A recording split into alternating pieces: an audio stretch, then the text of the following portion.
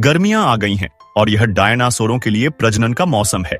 हमारे सामने मौजूद नर टेरोसॉर मादा के साथ संभोग का अधिकार प्राप्त करने के लिए आधी दुनिया पार कर इस कम आबादी वाले द्वीप पर आया था। उसके मुंह में 18 किलोग्राम का डक बिल्ड डायनासोर का शव था। यह वह इनाम था जो उसने रास्ते में शिकार करते समय पकड़ा था। मादा को आकर्षित करने के लिए शिकार को जमीन पर रखने के बाद टेरोसॉर ने एक अजीब हरकत की। उसने अपने पंख फैलाए और उन्हें आसमान की ओर लहराया। 46 मीटर की ऊंचाई और 9 मीटर की चौड़ाई के साथ यह गॉडजिला का एक छोटा सा रूप था।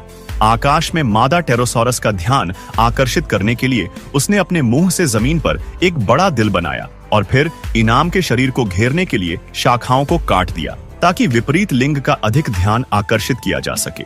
थोड़ी देर बाद आकाश में एक मादा टेरोसॉर ने जमीन पर मौजूद नर को देख लिया, अपनी गति धीमी कर ली और सफलतापूर्वक द्वीप पर पहुंच गई। भूमि पर पड़ा भोजन उसे बहुत लुभावना लगा, परंतु इस पति का चुनाव करना इतना आसान नहीं है। अपनी ब्लाइंड डेट गर्लफ्रेंड के सामने उसने 18 किलो का डक बिल्ड डायनासोर उठाया और उसे खाने के लिए ऑफर किया और अपना सिर ऊंचा रखा। इससे साबित होता है कि वह एक बहुत अच्छा शिकारी है। मादा को भविष्य में निश्चित रूप से भोजन और कपड़ों की कोई चिंता नहीं होगी और वह दूर से भी शिकार को यहाँ ला सकता है, इसलिए उसके पास अच्छी शारीरिक शक्ति है।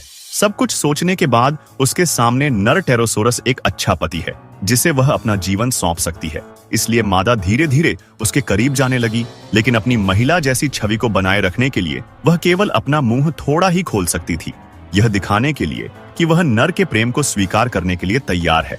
जैसे ही दोनों एक दूसरे से लिपटे हुए थे, एक मादा टेरोसॉरस अचानक आसमान से नीचे उतरी।